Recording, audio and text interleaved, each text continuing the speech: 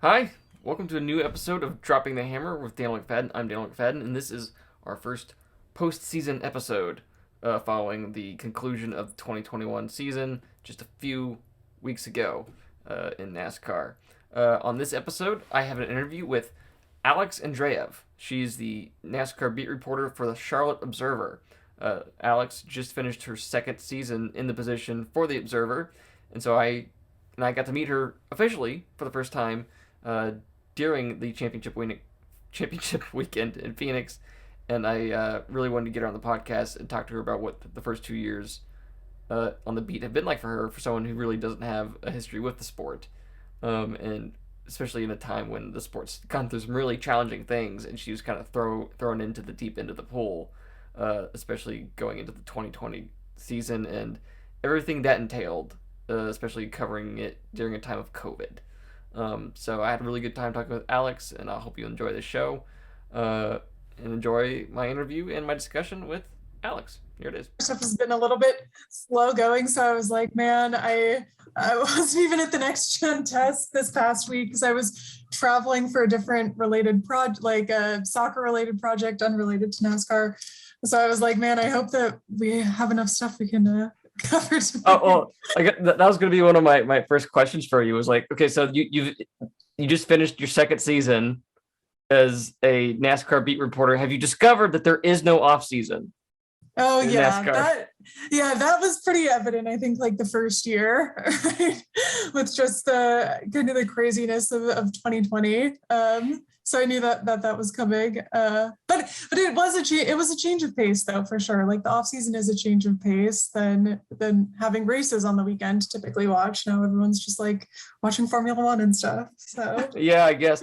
Well, yeah, this isn't going to be like a typical off season just because of all of the next gen testing that's taking yeah, place and all that.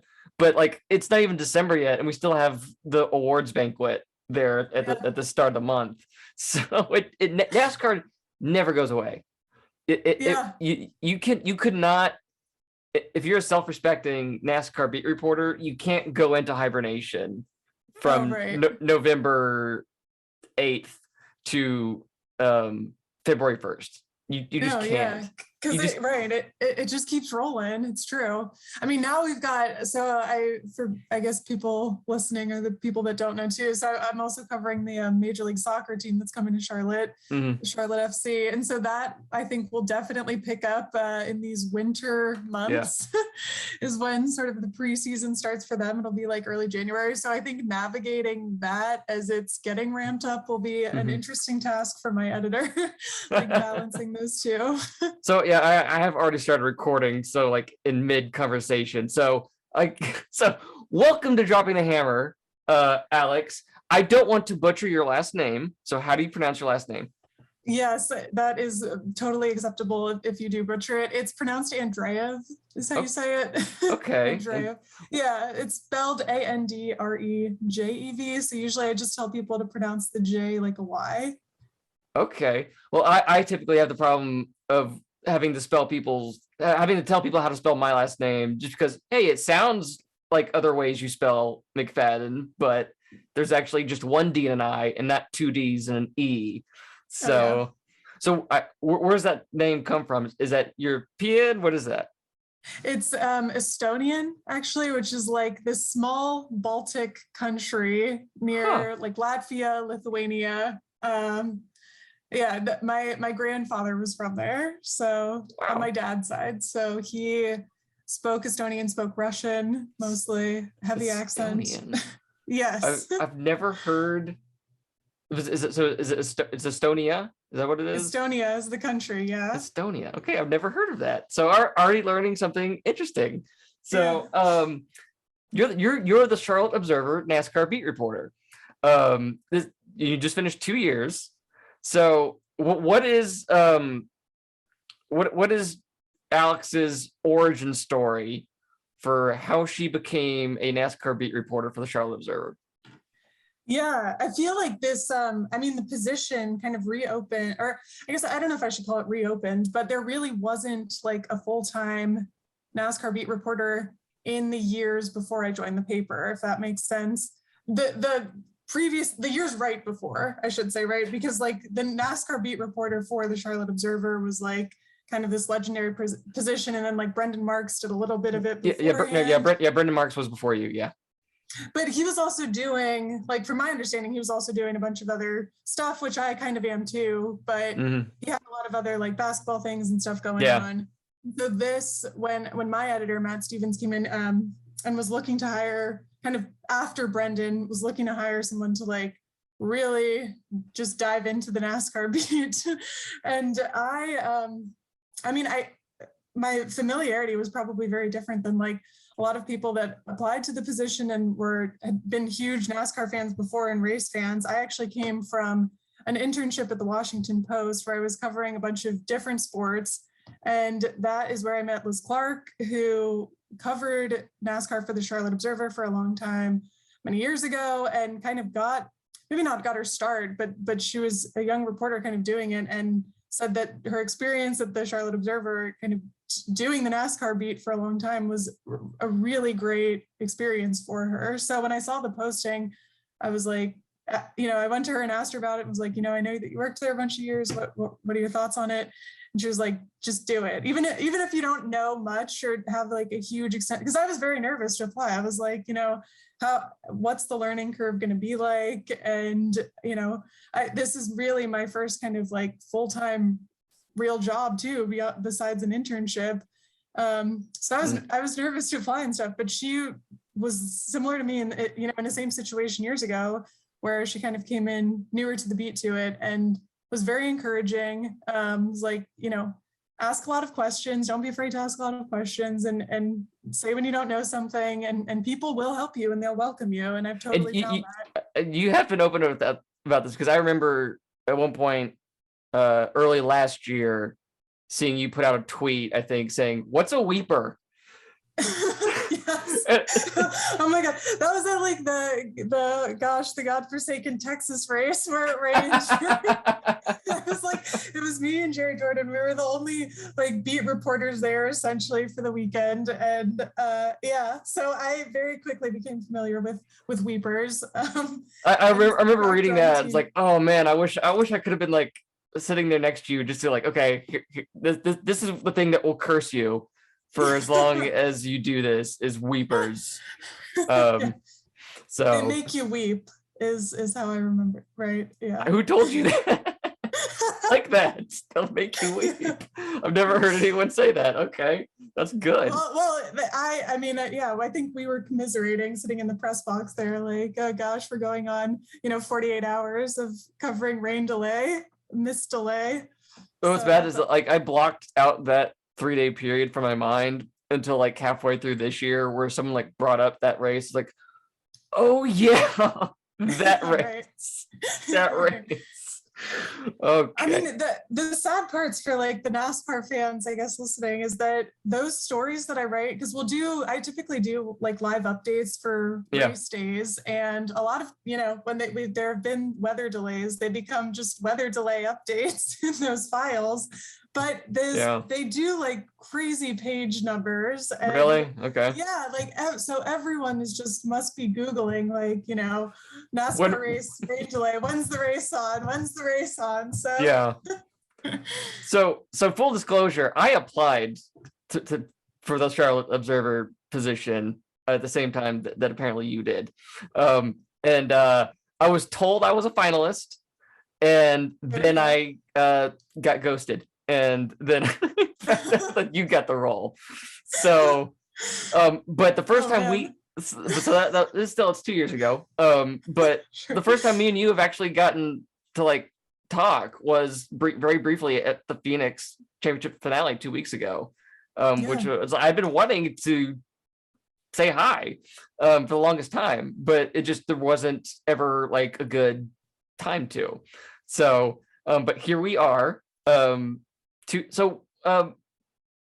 I'm guessing actually the first time I actually saw you was at the Hall of Fame induction ceremony at the start of 2020. Wow. So, yeah, that was so long ago. Okay. Yeah. I was leaving. I'd written my story and I was leaving, and you were the last person there. It was me and you. And I wanted to go up and say hi, but I knew this was probably the first NASCAR event that you had It covered? probably was. Yeah, you're totally right. That was like super early. Well, it was January, something like that. Yeah. So Yeah. yeah, I came in late January was when I started. So So it I probably was, I'm trying to like meet everyone and I'm like, oh my yeah. gosh, like Well, I'll learn everything in the yeah. day. Well, I wanted to go up and say hi. I was like, this is the first thing she's probably covering. I'm gonna leave her alone. I'm gonna let her focus on her story. And because of that, I didn't get to actually meet you Yeah, until right. November of 2021. Exactly. Yeah, right. Pandemic hits and you're like, darn. So what was the process? Like so where are you actually originally from? You said you had an internship at Washington Post. Where are you originally from? I'm from the DC area, so my family Okay. actually lives there. Yeah. Okay. So when I was working there, I was, just living at home and, trying to make a little bit of money or whatever. Yeah. Okay. So not far from here, but I didn't know much about Charlotte. So, I kind of took the job and then moved down to Charlotte. And yeah, our building for the Observer was in the same building as the NASCAR headquarters or NASCAR Hall of Fame. So, that made some stuff easier, I want to say early on, but pretty quickly into my first year, the pandemic hit. So everything pretty quickly became virtual. So once you get to Charlotte, like what was your process of getting ready to getting yourself familiarized with a sport? Like what was your base knowledge about NASCAR when you arrived in Charlotte for this? Basically what I had read, like the 2020 Daytona 500 was my first race that I had attended. So that was, pretty wild. And it's not like I was totally unfamiliar. It's like my sister went to Clemson and, she had friends and stuff that were into NASCAR. And so it's like I'd read about it and, known about it, but I wouldn't say I was immersed in like the NASCAR world beforehand. So yeah, I came in, I feel like pretty fresh and maybe with a newer perspective, like that was like, kind of how I approached who were the names you could have, like NASCAR related names you could have, like, I mean, probably like the biggest head. guys, right? Like Jimmy Johnson, Tony Stewart, any of the big names from, early 2000, family legacy kind of people, right? Yeah, okay.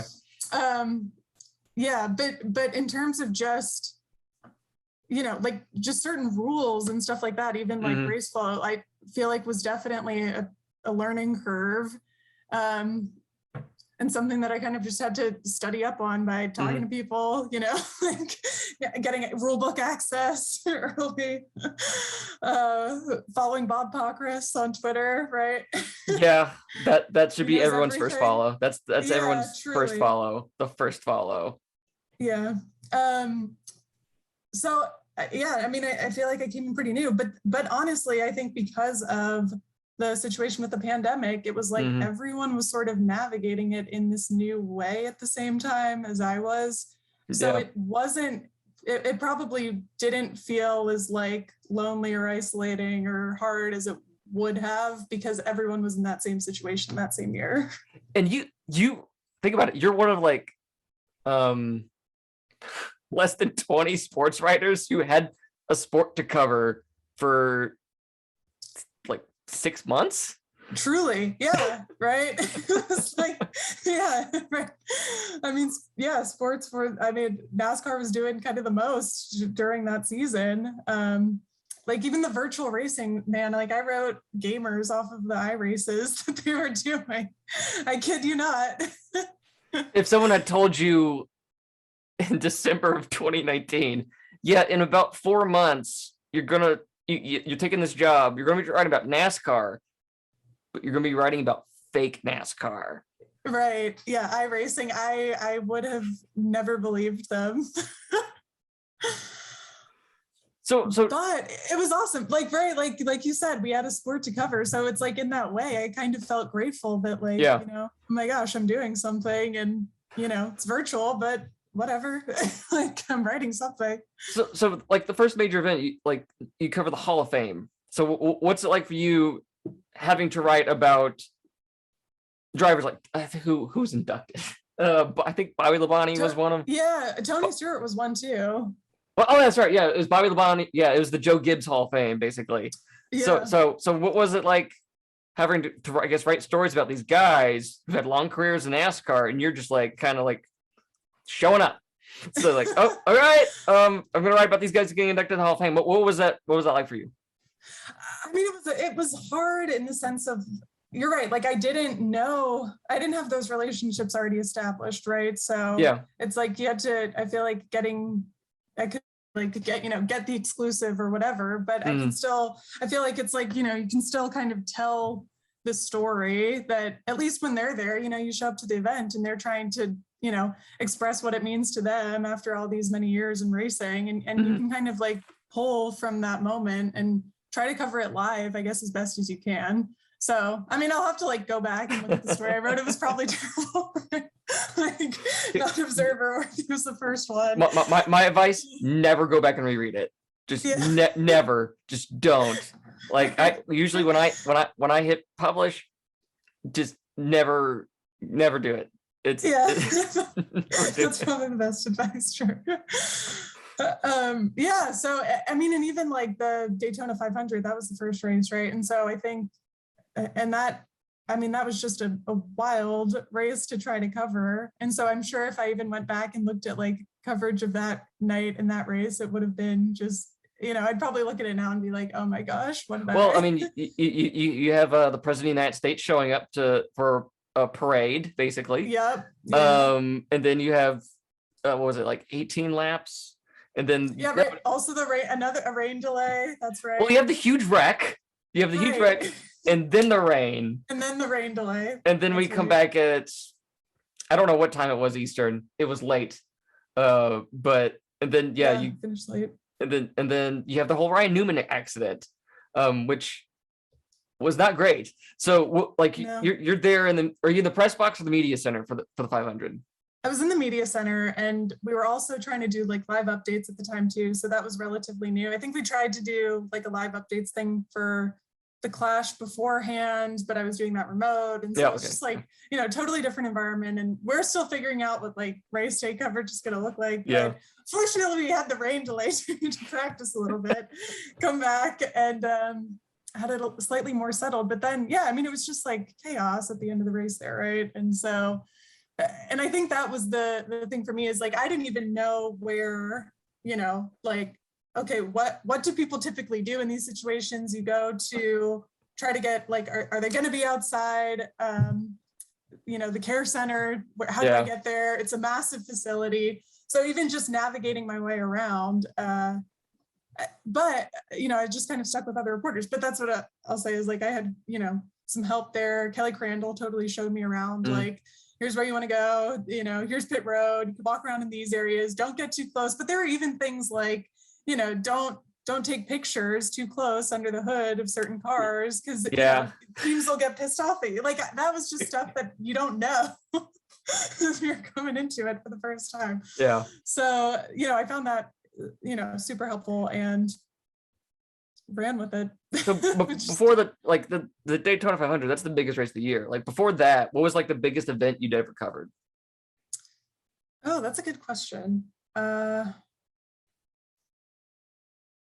mean, I had done some like, Mystics game coverage, Nationals game coverage, assisting, but nothing like where I was leading any game day coverage by myself. And I wrote for my school paper a little bit when I was in school, but like in terms of professional sporting events, that like 2020 Daytona 500 was the biggest one I had done up to that point. By far. That's like the definition of being thrown into the deep end of the pool. That's So where did you go to school? I should have asked that. Like, where'd you go to get your journalism boot camp, so to speak? So I went to USC not in Carolina, but in California for a journalism program. Journalism specific. So that was like a 9-month program. I did my undergrad at Columbia University in New York. So I kind of like bounced coast to coast and then came back to DC. Worked that internship. I mean, I honestly didn't even know what I was going to do at that point or where I was going to work because came back after that 9-month program, was still kind of figuring out what exactly. I thought I wanted to go into like video editing or something after that program. Came back, was living at my parents' house because I didn't have like a full-time job at that point. I had applied to the Washington Post internship like months beforehand when they send it out, and got rejected initially, but came back, was like working. I was like doing like SAT tutoring at the time actually, and just like Okay. testing tutoring, making a little bit of money and kind of applying to jobs slowly. And then I randomly got an email that was like, oh, one of our finalists for the post internship ended up taking a full-time job elsewhere. You were another finalist. Are you interested in an interview? And I was like, yeah. Watching the Post, I guess. I mean, Yeah, right. I was like, yes. Like, am I being catfished or something? But I wasn't, fortunately. And I feel like that was just, that was a huge learning experience too. And really set me up to feel slightly more comfortable, taking a job at the Charlotte Observer and trying to take the next step and like lead a beat. Yeah. So what's the one memory that sticks out from you from your Daytona 500 coverage that will stick with you from that year, that specific Daytona 500? So that specific, yeah, right. That specific Daytona 500. I'm trying to think. So I did like one of the little media kind of ride around the track beforehand that they did. And we weren't in race cars. I was riding with Eric Jones, and we did like a lap just to feel the G-force kind of like they had. You could sit in the car or whatever. And so that was that was like probably the highest speed and probably as close to like sitting in something like a race car that I've ever been. okay. And I think that just like feeling, like sort of feeling the G-force and feeling how steep the curves on the track are was something for me that was kind of like, wow, this is, I've never felt something like this before. And this is kind of what it feels like to be sitting in the cars going this fast. Cause it's like you watch it from the outside so much, but I've never like driven a race car, which is hopefully maybe one day I'll get to do. I don't know. You need to do like the Richard Petty racing experience, like do a ride along with that. I did that 2 years ago for the first time at Charlotte. So that, right. And so that was kind of my first like ride along experience. And I think doing that was cool. In terms of just the coverage and stuff, I mean, I think just like kind of walking around the infield and seeing stuff, that was like a huge kind of, we did a story off of, this is like Trump haven right here with all of right. It's an election year, right? It's in an election year. Fast forward to November 2021, and you could write the same thing about the Phoenix finale. Yeah. So when with Let's Go Brandon. Yep. Yeah. Yeah. So right, just like walking around the campground, and I think talking to some people sticks with me, and just the accident itself, because that was scary and people didn't know what was going to happen and the outcome of that scenario and that wreck was going to be. So it was tense. Like everyone was on pins and needles. I was on my couch in Charlotte, and it was I think I've gotten my memories of last year's confused with this year's, because I'm pretty sure last year it rained and we came back the next day, right? Yeah. Okay. So all right. Okay, I got those mixed up. I said, we came back later at night. No, that was this year. That's the one we started. But it still finished late. Like I remember getting to my car, it was dark and I'm like walking out like kind of shaken. And even when we left, I remember like we didn't really know what Ryan's condition was, right? So it was scary, just not knowing and being like, what else do we do and where can I go? What do we talk to? But it was pretty apparent that like everyone was kind of in that same boat. Oh no, that was by far the situation that's been most like Dale Earnhardt's accident in 2001. It took 19 years for a similar situation to happen, unfortunately on the last lap of the same race. So but better outcome.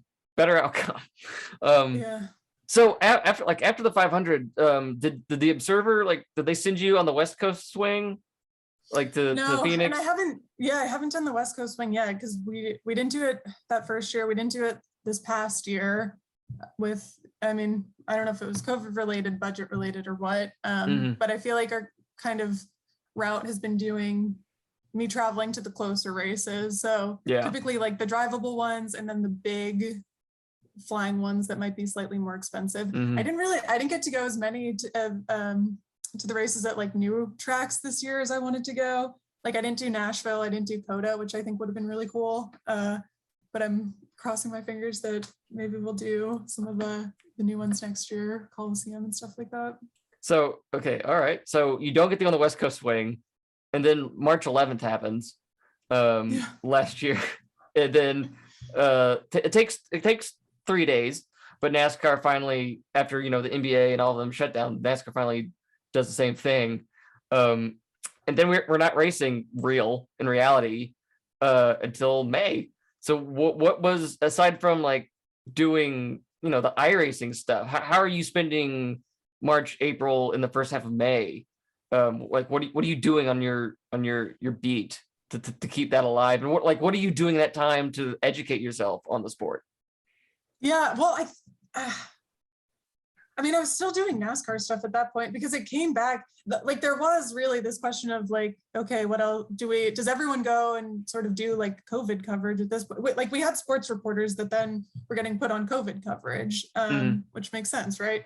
And that, I remember doing like a video gaming story and story about like toilet paper getting sold out really quickly. And so there were other stories I was doing, but it pretty quickly like shifted back to NASCAR because of like the iRacing stuff, because of I feel like drivers were still like very active on social media and stuff too at that point. Like all the stuff beforehand. I mean, remember, I think it was like Zach Albert or something posted a picture of like when he went back into his office after like sort of post-COVID, still in the middle of COVID, but like, it was months between, and he posted a picture of like potential stories like before the shutdown. And there was the whole like bet, like the cherry picking bet with Kyle Busch and Kyle Larson kind of thing. Like there are all these, do you remember some of the, so like that was the kind of stuff that was going on at that point.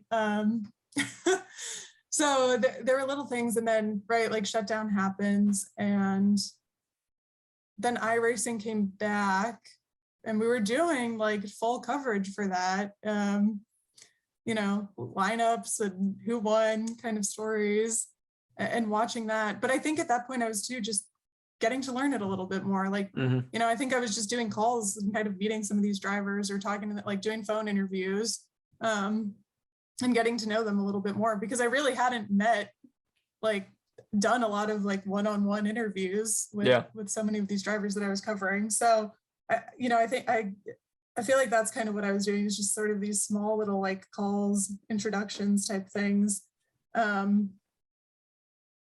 And then whatever daily stuff was happening. But like I never remember feeling like, man, there's stuff that like what should I cover? What should I write about? Like I feel like the stream was actually pretty steady of just like, this is the thing I'm writing today, or this is what else we're working on. And then if there was COVID stuff that came up, like that's also what we're doing, because it's a small paper. It's not a big staff. So how big is the staff? We've got, so it's me on NASCAR. We've got 2 Panthers reporters, and they're all great. I'll give like the Observer a big shout out here and do my little promotional pitch to go follow, because they're kicking butt. Yes, we've got now 2 Panthers beat reporters. Scott's our columnist. We've got a Hornets beat reporter, and then a main editor, and then high school. We've got high school sports reporter. So it's like 6 on sports. Okay. That's our editor, and and so it's a small, I guess, in terms of like sports coverage for the Carolinas. Okay. It's relatively small staff. Okay. So 2 years in, what has surprised you the most about NASCAR as a sport?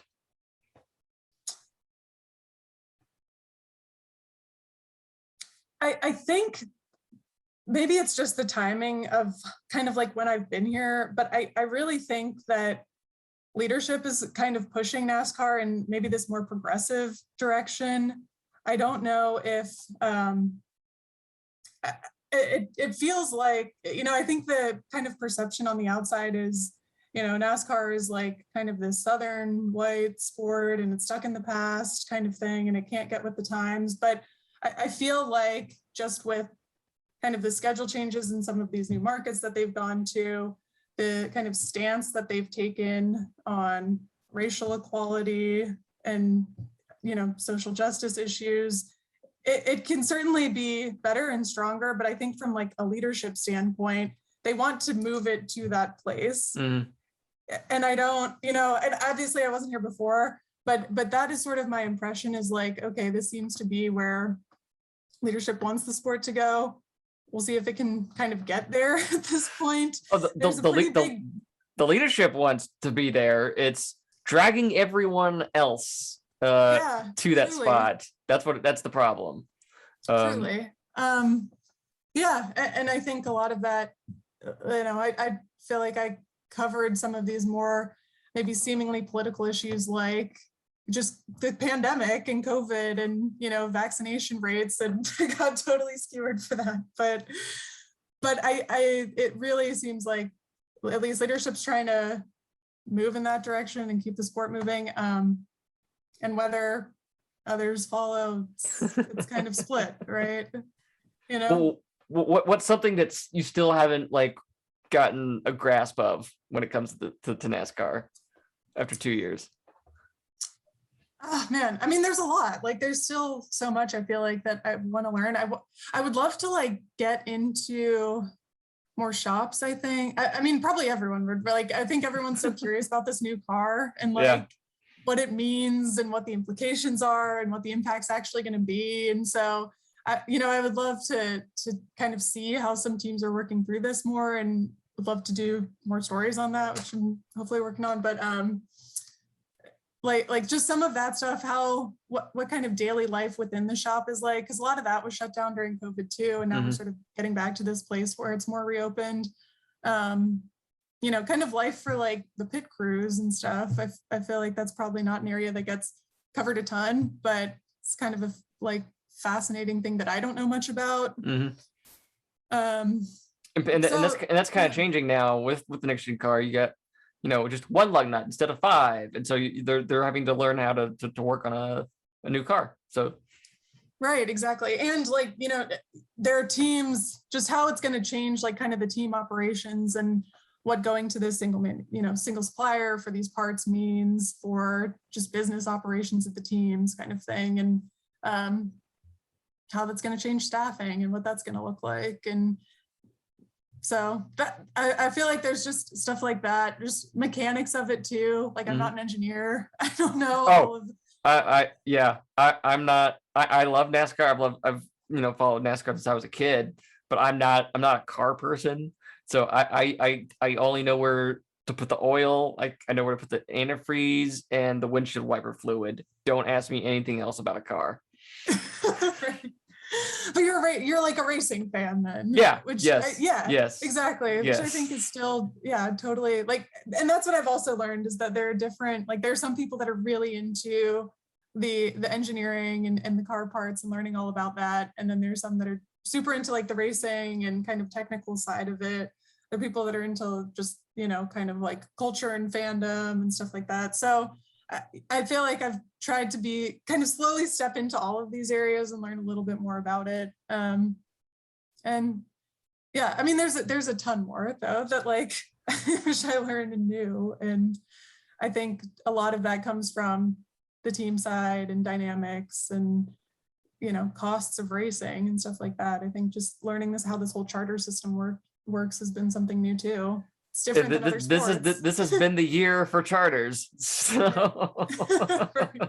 Yeah, the millions and millions of dollars worth of charters. Yeah, like I said, I've been following this since I was a kid, and I still can't wrap my head around like people who are fans who specifically root for a certain manufacturer of car. Like, I only root for those Fords, or I hate those Toyotas. And it's like, I don't get that. I don't understand why the emblem on the front, unless like you work for that manufacturer in some capacity, or a family member works for it. I don't understand why like the emblem on the front of the car matters.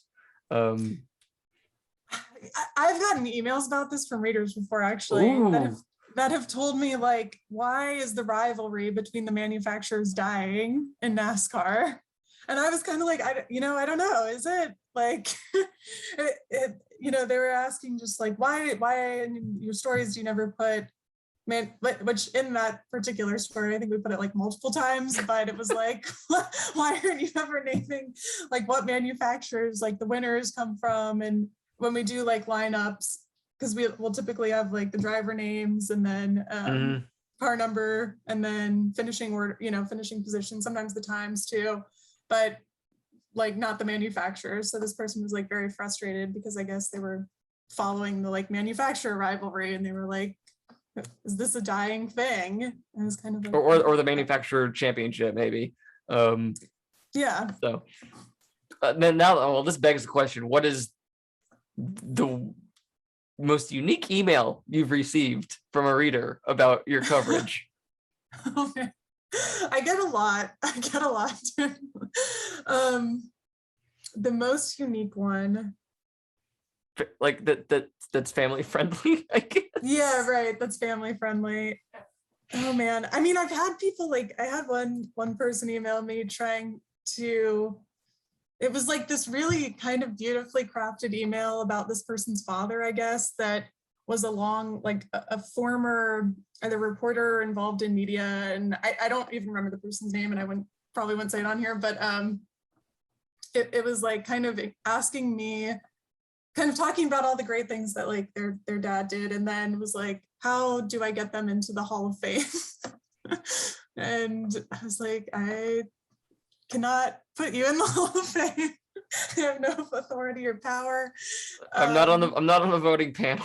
I don't know. Right. Yeah. And I was kind of like, I can't help you out there, but it was like this really impassioned plea for me to put them in the Hall of Fame. Wow. I rarely get emails from readers. Well, but you probably get them though. So like, what is that really very very infrequent? So I don't. My email's been the public. Weirdest like DM then or like comment or something that you've received from a reader? I don't. The weirdest DM wasn't even related to my coverage. I think they DM'd me and like after like maybe I was like retweeted some news stories or something, and this guy said I have to unfollow you because of you're sharing liberal propaganda. I'm like, okay, all right, bye. I mean, that was it. But I once really the only email of note I've ever really gotten was when I was an intern at Sporting News. This is back in 2014. It was right after it was in the wake of the Tony Stewart accident where he hit Kevin Ward Jr. and that resulted in his death. And I wrote some sort of story about it. And this one reader just came in hot about it. Like, I wish I could like remember what it was, but they were very upset about either the coverage in general of what was happening at the moment or something in my story, but they were very upset, and I like had to respond calmly. It's like I've been following this sport for a while, and we have to cover this incident. I actually wrote a blog about it at some point, and the response that this person came back with was actually very toned down, very like I overreacted, I'm sorry, I'm just very scared, concerned about Tony and what he's going through and something like that. So that's really the only real noteworthy email interaction I've ever had with a reader. I've had some others, saying, "Hey, great job on that story," but that's really been it. But that's been 7 years now. Yeah. Yeah, I mean, and it's interesting. Like, you're right. If you respond, it's always like, I feel like sometimes you get the more calm versions of like, oh, I didn't expect this person to actually respond to me, or like, that I'm talking to a real person and I'm not just like screaming into the void. I feel like I'm sometimes the recipient of just people like screaming into a void somewhere when they're, when they don't like something that NASCAR does, and then like I've written about it, and then they tell me how much they don't like something NASCAR's doing. Yeah. And it's like, okay, noted. Emails are for the people who aren't on Twitter. Right. Yeah. Or Facebook, I guess. So Yeah. So what is going into 2022? What is on your like? I know you got the soccer stuff that's starting soon. When does that conflict with the NASCAR side of things for you?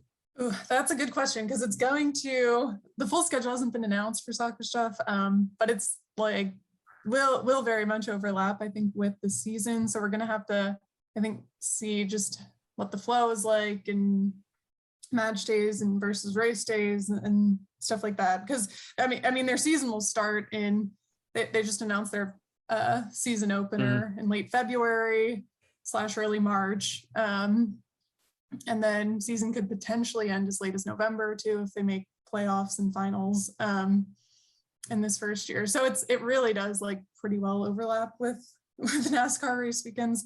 Again, I think some of that we can probably balance out. And like I said, I wasn't traveling to all the races before necessarily, but I think definitely still prioritizing the big ones and I would love to go to the Clash. I don't know if the decision's been made on that yet, but I think that would be cool.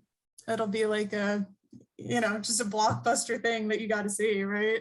I hope I get to be there. That'd be great. But still 2 months away, so who knows at this point.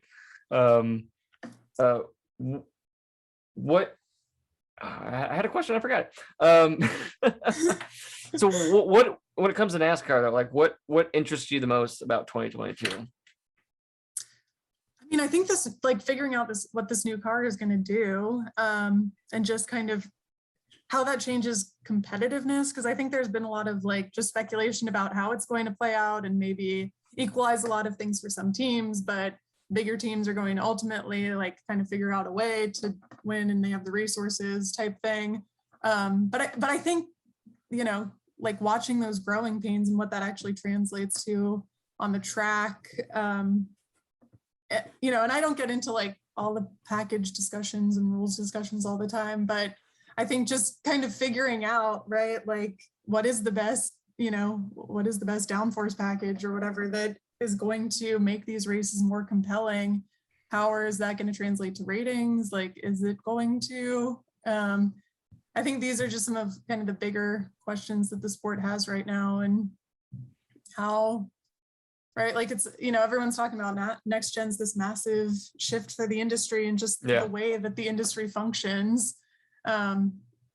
Right. So even stuff like what are these growing pains going to be, right? When there's a crash, is there going to be a limited set of chassis or something that teams are going to run out of and have to like, they're limited to 7 at a time. Yeah. Which is like, it's a smaller number. Right. And so it feels like, okay, if we crash a bunch of them at the Clash, then we crash a bunch at Daytona, are you going to be able to recover from that, or teams going to be scrambling? So I think just, watching the whole industry kind of figure this out at the same time as we're figuring out is going to be. So when it comes to the downforce packages, how long did it take you to I guess realize, I'm dealing with something different every other week? Yeah, no, the rules thing, like now, NASCAR set out that just like the rules for 2022 and some like PDF or something like that. And I swear I would reference it like weekly, just, okay, which one are we running this week? And let me check this again. All right. Like which guy won here last time? And so, yeah, that, once I put that out, I'm going to have to like share it out for everyone, because that was helpful for me this whole year.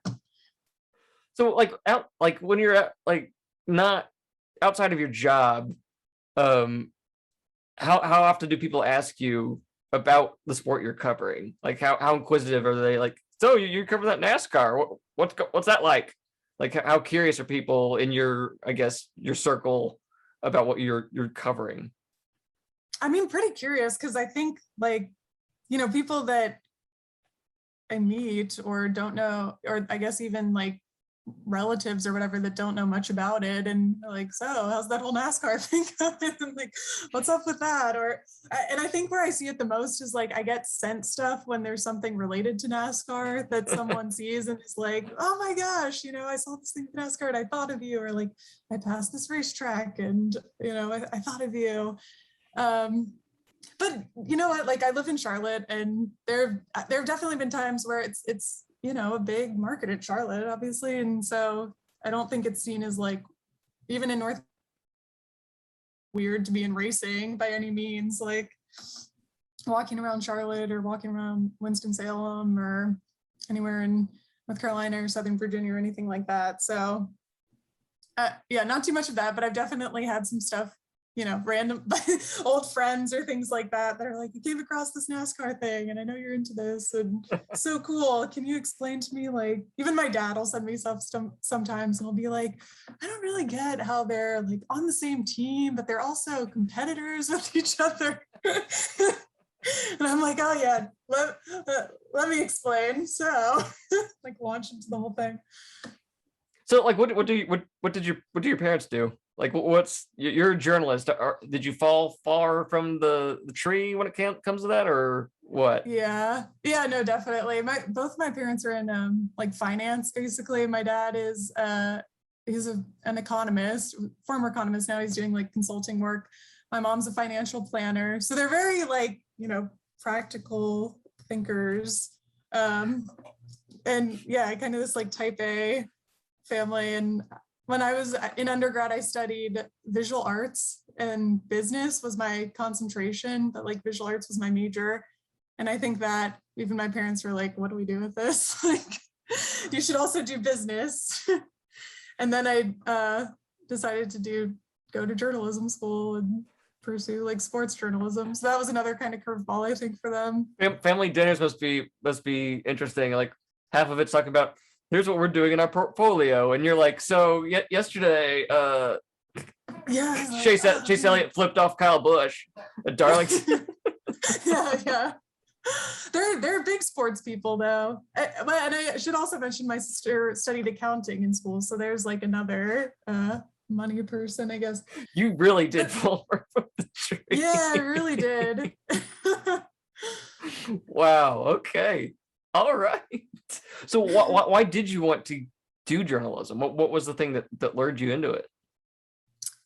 I mean, I think just, like storytelling. I like writing, and I think just being able to kind of tell athletes stories is something that I've always liked and been really interested in. And I think that's why I was so drawn to NASCAR too, is because like there are just some really great stories, and the drivers, like that's why I kind of pitch people on NASCAR that don't know about it, is like, if you want to get into a sport where you can really rally around just like a certain athlete's personality, like NASCAR is the place to do it, because they're just big personalities. And even though it still is like, team sport and stuff, the drivers are kind of the stars. And I think just the playoff format, you can follow them through the season, and it really does create, there's this like wild fandom around each of the drivers and teams and stuff. So well, if you listen to people on Twitter, Alex, or Sirius XM NASCAR radio, the drivers don't have personalities. Right. Yeah, I mean, well, and some people, right, that's like also the other thing is like, what are the personalities now? And we've got all these like young new drivers and everyone's so boring now. But I don't see that. I think it's you just gotta kind of bring it out. And so that's why I like doing this, though, is like I like kind of getting to know these guys and writing stories about them. And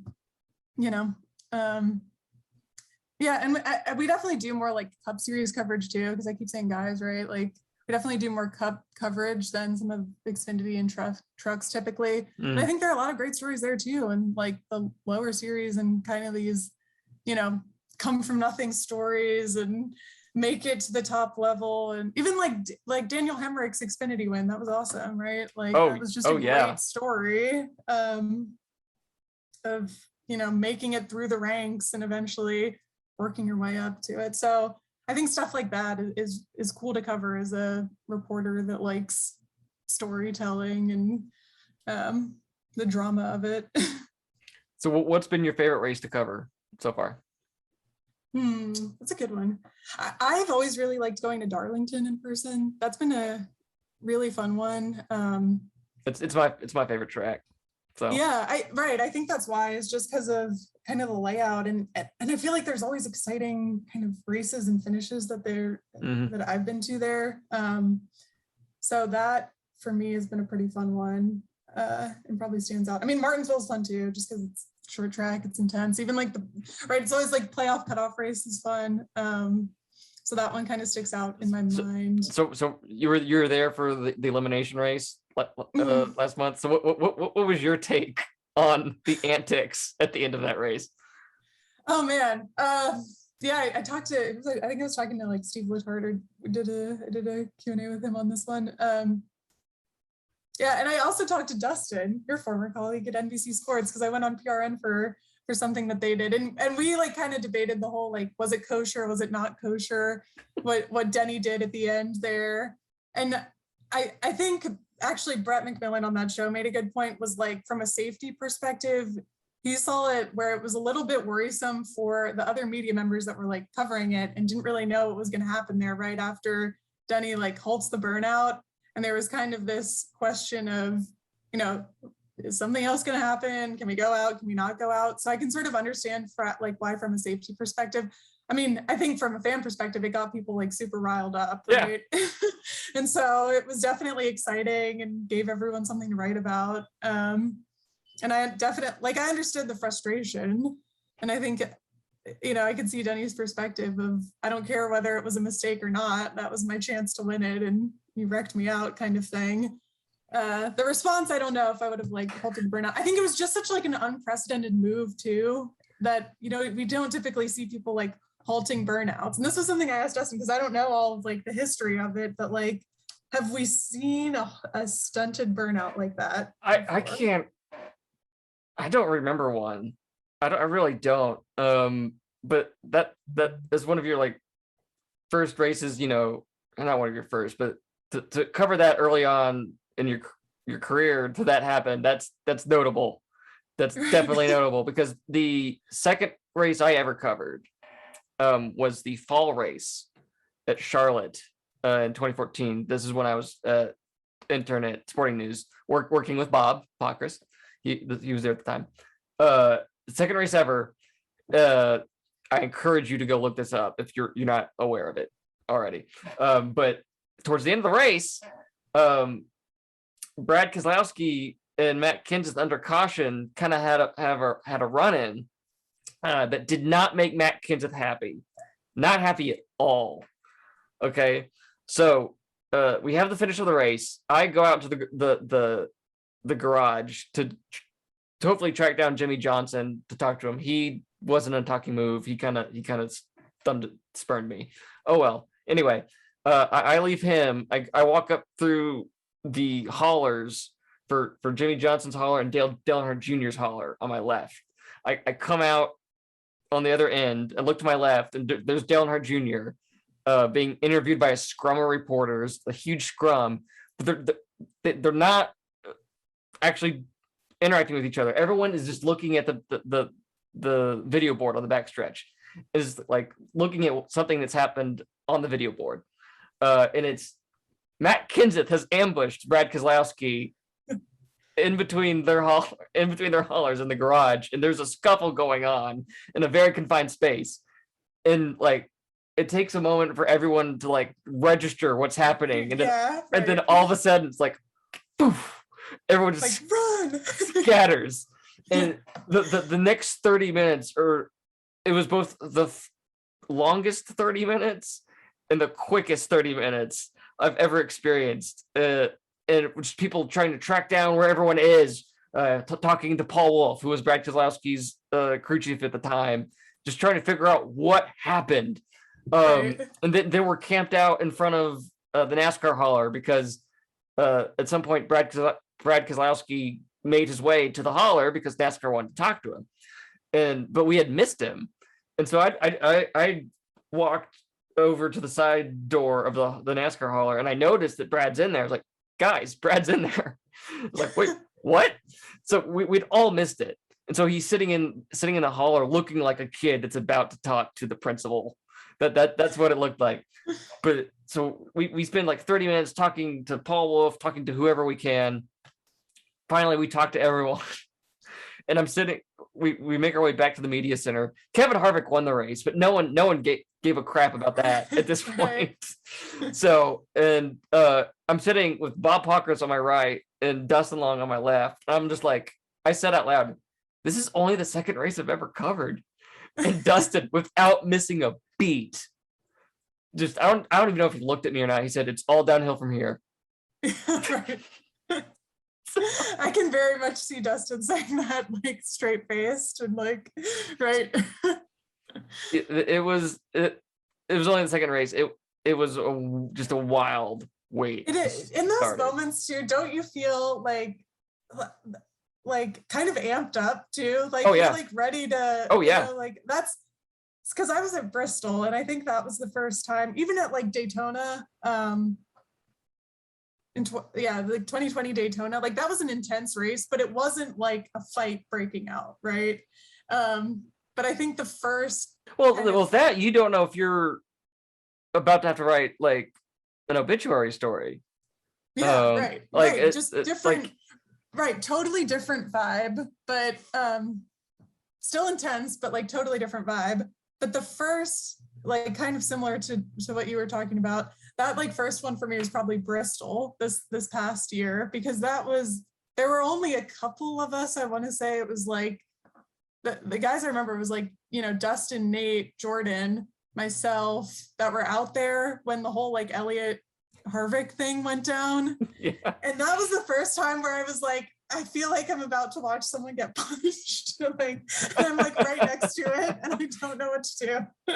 You know what I mean? Or in Kevin Harvick's words, tear someone's effing head off. Right. Yeah. Right. And it was just like, oh my gosh. And you know, and then like, you know, you'd see his Jordan and stuff, and I was standing probably slightly further, but also very close. And I was like, whew, okay, like, you know, I don't want to get involved here. And how close do we stand? How close can we not stand? And I don't know how this whole thing's going to go down. So it's just wild stuff. I mean, I remember afterwards, it's like, you know, write everything up, but I've had so much adrenaline after that, because you're like, man, that was just an intense race that I just watched, and then an intense post race for another like hour after it. For another instance of that for me was the first Roval race on the Charlotte Roval. I'm sure you've seen the highlight of how that race ended with Truex and Johnson, you know, spinning out, and Blaney just coming in through there winning it. So that happens. I'm in the media center. I'm trying to like get this quick post out so that I could like run out there and then do whatever. And like, you just saw this incredible finish. I'm on a high. So, you know, I run out to the pit road, and it's eerily calm after all that. Like I remember like seeing, you know, Kyle Larson and his team just like standing next to their car, whatever. And like, okay, nothing else is going on. All right, I go back inside. And that's when I find out that Kyle Larson in his demolished car, you know, came out of the final turn, slapped the wall, and then, you know, putted, you know, past across the finish line, because, you know, that another guy had wrecked out right before the start finish line. And because of that, he advanced in the playoffs. But I didn't know that. So I'm getting back into the media center and just finding out all of this. I'm going, what the heck? And then I remember sitting there, and then Kyle Larson comes in, and I remember him looking at Jamie. I think it was Jamie McMurray, because McMurray finished in like the top three. I remember seeing Larson, and Larson, I could see him mouthing the words. He just went, "What the hell?" Like he couldn't believe it. No, right? Yeah, everyone's like, no one knows what just happened there. Right. So, and that's what that was like. That's like what you experienced at Bristol. It's like we don't know what happened. We don't know what's about to happen. Right. Yeah. It's like watch the replays and then just like wait for things to play out. Yeah. So what is there anything else you'd like to mention about your first 2 years with the Observer covering NASCAR that stood out to you as something memorable to leave people for the road, one for the road? As I said, I think this, like, I feel like NASCAR is kind of in this interesting place right now where it's looking very closely at itself and what it's going to be in the future. And I know that people, right, like every year kind of are, it's always doing this and always evaluating, but it seems like just with the schedules most recently and kind of these different markets, right, like a race, an exhibition race at the LA Coliseum, like this is a new thing that never been done before that we're kind of getting to witness. And I think that's cool to be a part of it and cover it at this time when it's going through, right, new race, new venue with the Clash, but also like new potentially industry shifting car.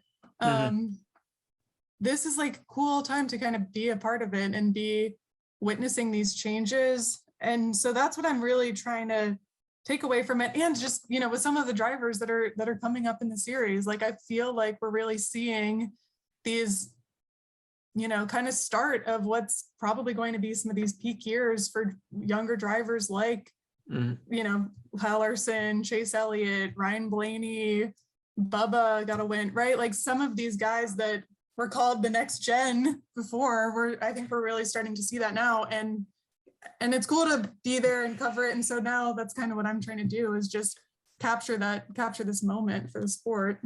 Yeah, for the last, you know, like 5 years or so, up until this year, up until 2021, like the term youth movement was the thing that defined us. Oh, lots of stars leaving, lots of young guys coming. Well, I think we have reached the point where we can stop calling it a youth movement and we can like start calling it the youth status quo.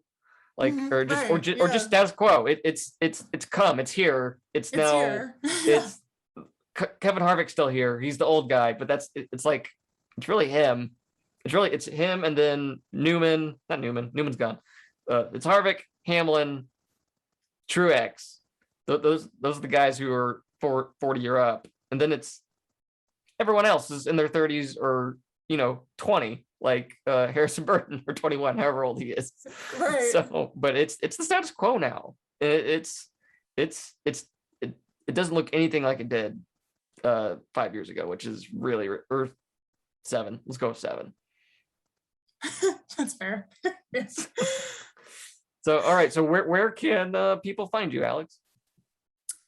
All my stuff's on charlotteobserver.com/sports/ we've got a NASCAR landing page, and I think we're trying to get some cool kind of like more digital and app type stuff out too coming up. So you can read my work there. You can follow me on Twitter. Got a pretty boring like Twitter username. It's just @Andrejev_Alex. If you want to follow me there. You will also probably get some soccer stuff that I'll be tweeting out in these upcoming months, but plenty of NASCAR stuff to come. Wasn't soccer, how much was the soccer team delayed by the pandemic? Like, wasn't it like supposed to start a year ago? Yeah, it was. It was supposed to start in 21, was supposed to be the inaugural season. And then so it got delayed by a year. This is a season essentially. Now so you got 2 years to prepare for an inaugural season. Yeah. So no being dropped into the deep end of the pool. Right. Yeah. Exactly. So it'll be quite different. But yeah, if there's anyone out there listening that's both an avid Major League Soccer fan and avid NASCAR fan that's living in Charlotte. Hey, I think the crossover might surprise you. The crossover might surprise you. I know there have been quite a few people that I've talked to just around the garage and stuff that are like, hey, how's the Charlotte FC doing? And I'm like, oh my God, you know about that. Cool. All right. Well, thank you for joining me on Dropping the Hammer, Alex. I appreciate it. Thank you so much for having me, Daniel. So good to meet you in person. Finally, thank you for having me on the show. Hopefully I'll see you at the Clash, or maybe at a test day at some point. Well, if you see me, it'll be a race. So Yeah. I'm not paying to fly out anywhere for a test. So Yeah. though I haven't got to see that car in person, so I'm interested to see and hear it. Oh yeah. So all right. Thank you, Alex. Cool. Thank you so much, Daniel. Appreciate it.